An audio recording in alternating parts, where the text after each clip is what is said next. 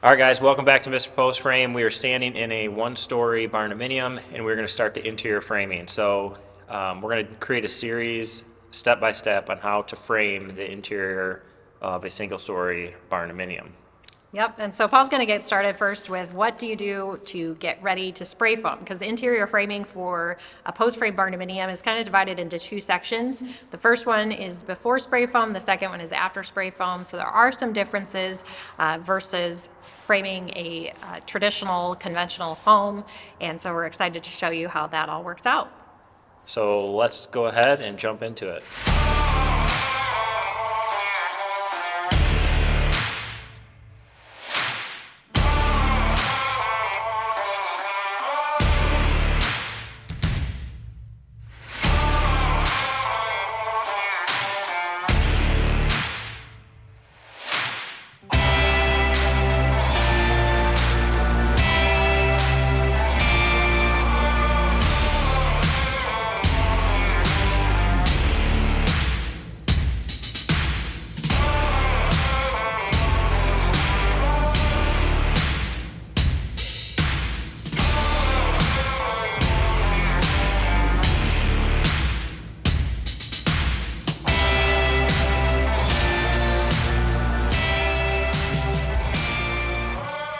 Step one in interior framing on a barndominium, post frame shop or garage is going to be preparing for whatever insulation you use. We use 3 inches of closed cell spray foam on all our walls. So step one, we'll be putting our bottom green treated Girt on, our top regular Girt on, and then capping our wall cavity. And even if you're not going to be using spray foam, you need to cap your wall cavity off, because what you don't want is cold or warm air coming down your wall into your insulated cavity. So that's going to be step one. We're going to get going on that, and I will show you how we do each of those things.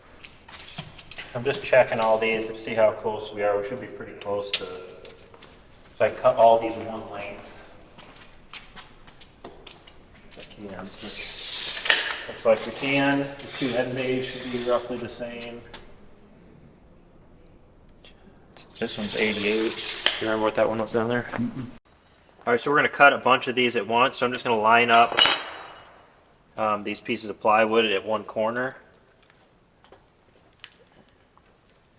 And once I do that, I'm going to run a screw down through.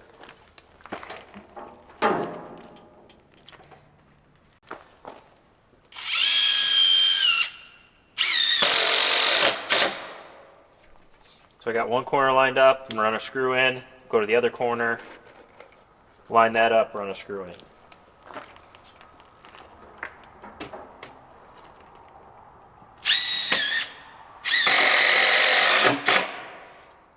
Now, as long as I start cutting from that side, everything that's left will be held together by these screws.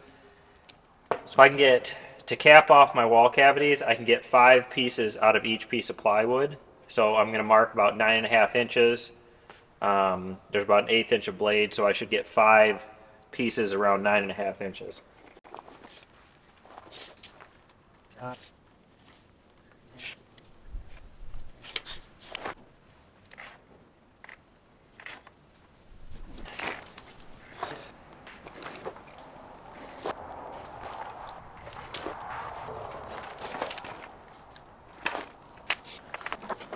All right, now I'm going to cut these. I personally like to use my worm drive saw for this. One, I just like to use it. It's got tons of power. You know, my battery operated saws work fine. It's just I don't like to eat up the battery if I have a place to plug this saw into.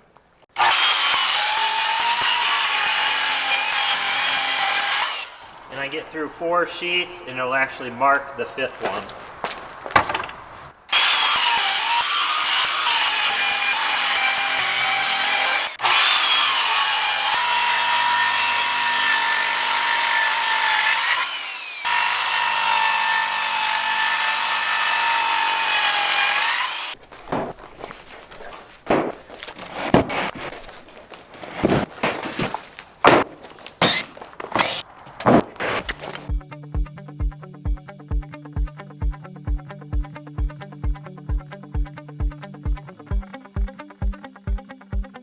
I like to prepare all these, get them ready. Now I'm gonna put my bottom girt on.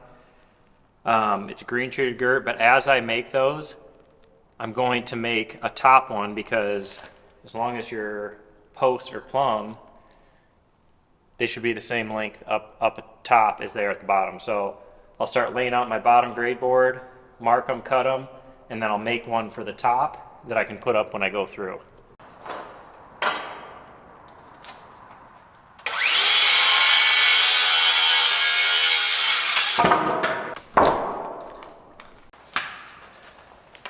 All right, so to nail these, we're just going to use 3 1/4 inch framing nails. They're 131s, and that should be good. You have all of the shear value that this wall requires from your girts and your outside steel. So anything you add on the inside is just a bonus.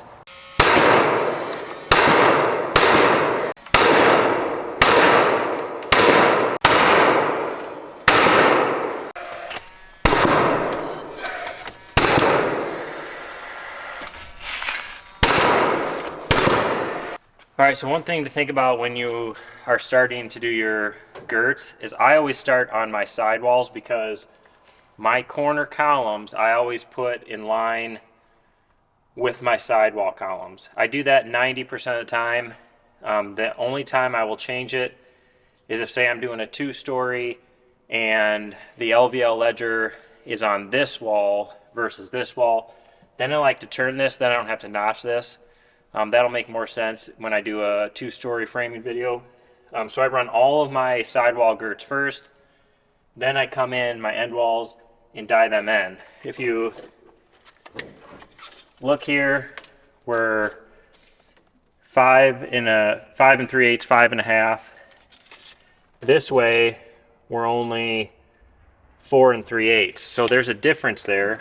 When this girt comes across, it's not going to just get nailed to the side of this. It's going to be out a little bit in order to match up with this column here. So I'll show you how what I would do is I would measure this column, which will be 5 3/8 because these are plain columns. So I'm at 5 3/8. And so what I'll do is I'll measure 5 3/8, make a mark,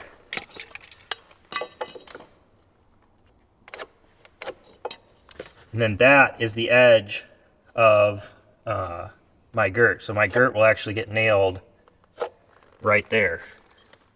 So hopefully that makes sense. You can see there's probably about 1 inch difference there, I'm guessing. It's about 1 inch difference, and this will be different if this is a 4-ply column, because obviously a 4-ply column is going to come out another 1.5 inches. So then the inside of this would actually sit just inside the edge if this was a 4-ply. So you have to measure and kind of figure out this corner. What we will do is after the spray foam comes in, I will run a 2x4 up this wall so that I have something other than these girts going this way to nail the sidewall or end wall girt into. So we'll show you that when we get to that point, but I like to get the spray foam in. There's a little scraping I have to do, but then that 2x4 doesn't block him from getting back in here and filling this up with foam. Now you can do this one of two ways. You can take your board, butt it up, mark it, cut it, or you can measure, cut it, and then put it into place. It really doesn't matter. I don't know if it's really any faster doing it one way or the other. They should be about 16 foot as long as your post spacing is good.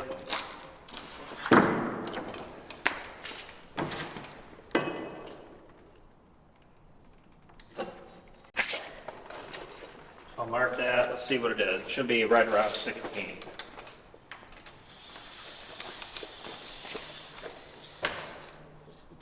This one's going to be 191.5. So what I'm going to do is I'm going to cut my top girt and lay it down here so I know that it's already cut and ready to go up. That one actually is short of 16 foot, Justin. Look at that. They shorted me a 1/4 inch. Messed up. This one's for our first bay.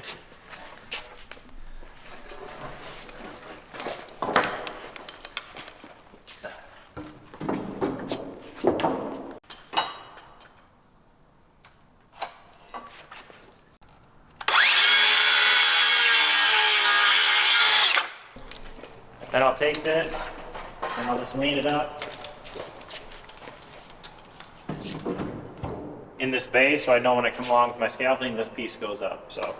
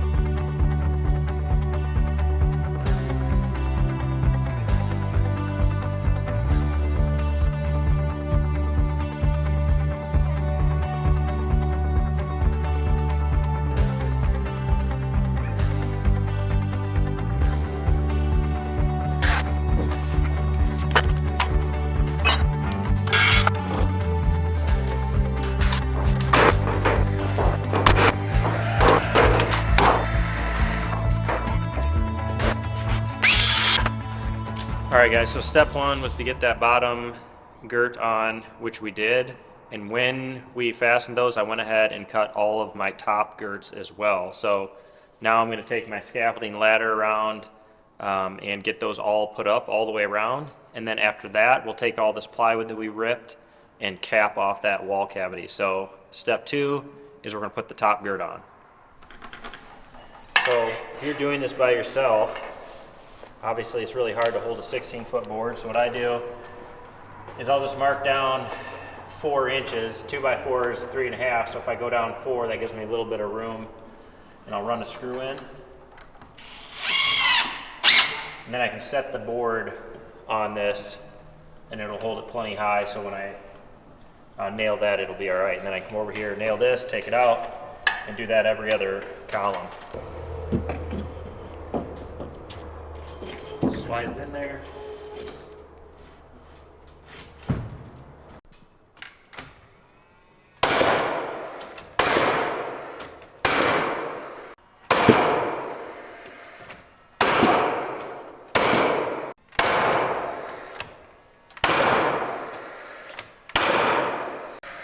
Probably that, and then move this over.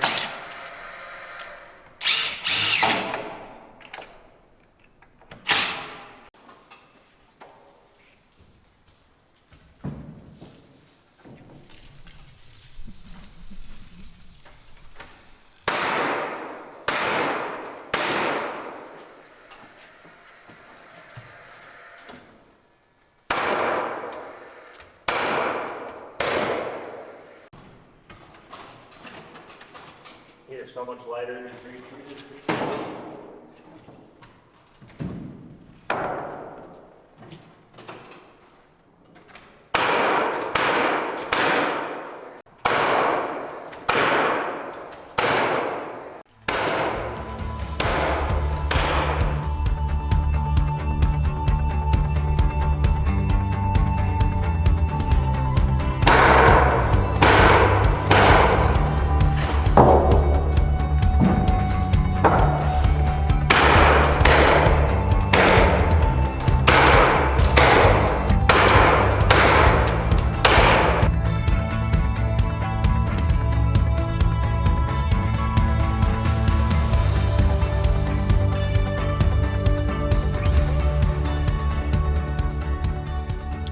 All right, well, screwed up on house wrap for build. We're doing 120 by 60. Actually, it's 60 by 120, but I like to put house wrap in the gables, and I didn't include that when I did materials. So the guys are going to come up 2 rolls short. So we're going to be going on a Menards run during lunch. So I'm ordering them now so I can just zip in there and grab them, drop them off. That's going to eat up 2 hours of my day. No. Sometimes you just got to accept the hard times. Get it done. Since we're here, just so we might as well go in and get the other stuff we need.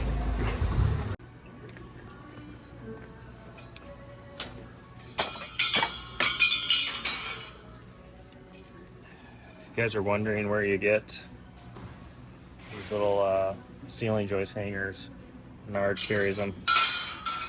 TUS 24.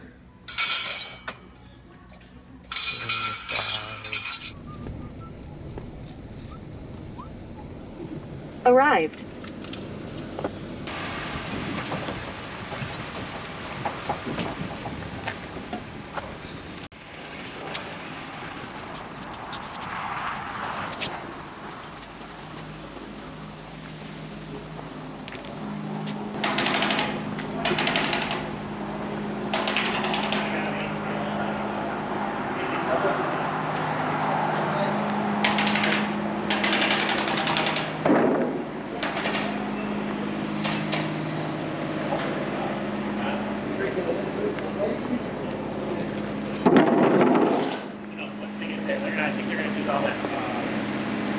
Trusses call for a bunch of laterals. Do that. I don't know what that opportunity is.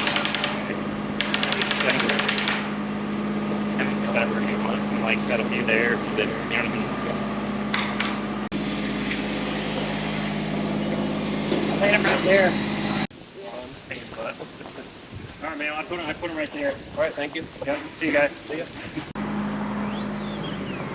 It's looking sweet.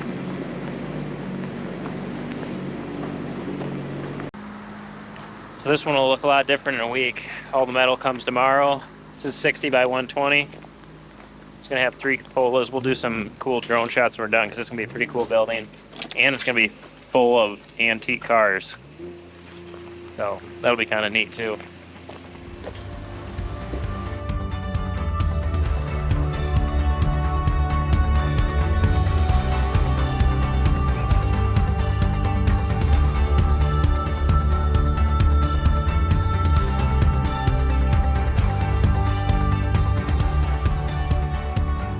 All right, I will turn you around here in a second. We got our bottom gird on, we've got our top gird on, and now we got to cap all these wall cavities off. We are using spray foam.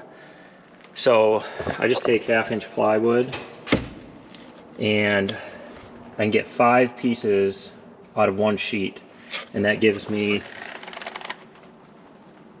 1.5 inch overhang. So if we're putting drywall up here or if we're putting steel, or whatever the case is, I have a place to fasten my trims to, and I have this also. The spray foam will come in here, it'll hit this, fill up this little gap here, and it'll be nice, tight seal. Now, if you're gonna use fiberglass in the walls, what I would do is get your piece of plywood up here, because you still need to cap off your wall cavity, and then I would just fill any little gaps with spray foam in the can, and then that way no hot or cold air can creep down your walls into your wall cavity, causing you problems. So we're gonna do this all the way around. I've already cut all of the sidewall pieces. I will have to cut some for the end. This shouldn't take too long. And then the other thing we have to do is we have to put a piece of plywood up, so when we blow in our insulation, it can't get out into the soffit area. You can use Tyvek, stuff like that. I like using plywood, it's a little bit more rigid. Just be careful when you're fastening it to this board that you're using short screws, like 2-inch screw or 2-inch nails, or 1.5 inch even, at an angle, so you're not going through outside, because right at the top of this board, at least on this building, is the FJ.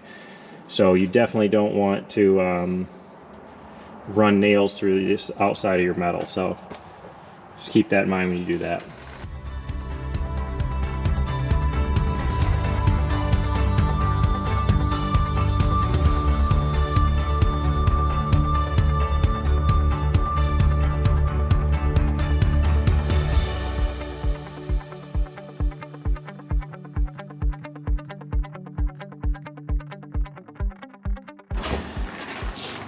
All right, so after you cap off your wall cavity, you need to block in your soffit somehow so that the blow-in insulation can't get out there. I choose to use plywood. Like I said, there's other ways to do this.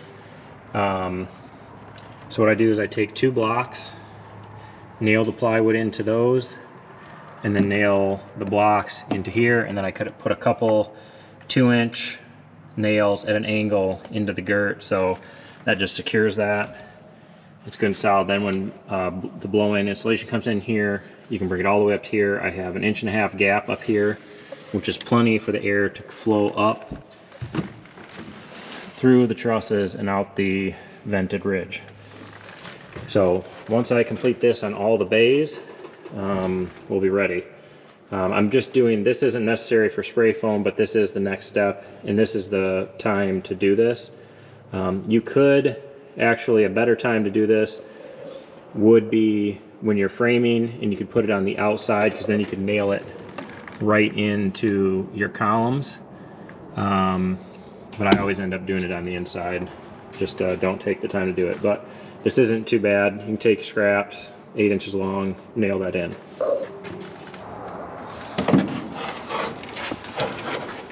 Slide this in there. Want it out 1.5 inches, so let's use a little spacer block.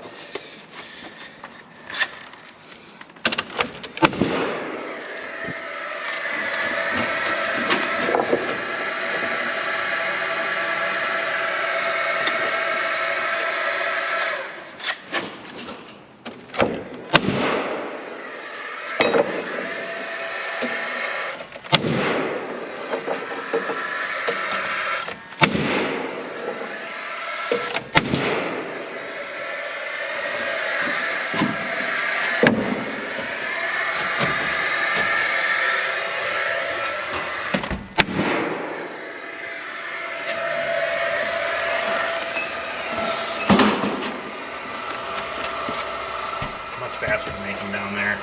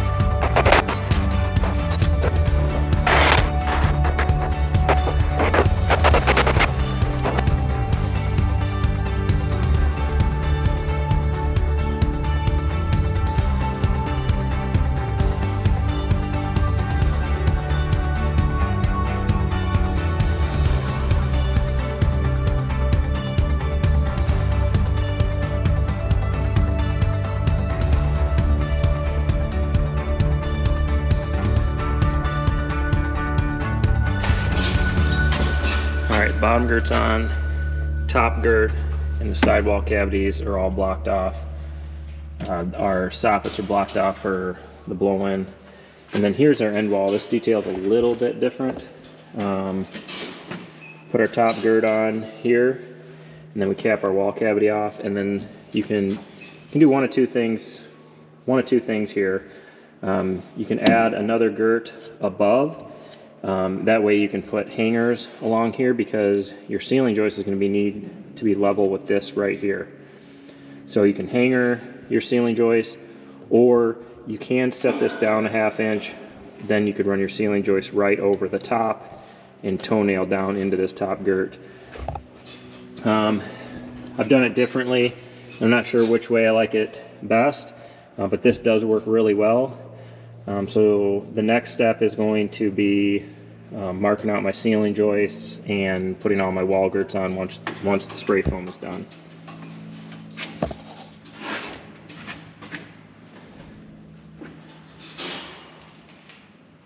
All right, guys, that's a wrap on step 1 of preparing for interior framing. You got to get that bottom girt, top girt, and your wall cavities capped off so you can get your spray foam and or your insulation in. The next step is going to be applying all of your interior girts. So stay tuned for that. But as always, thanks for watching. If you haven't already, hit that subscribe button, share us with your friends, and we'll catch you on the next video.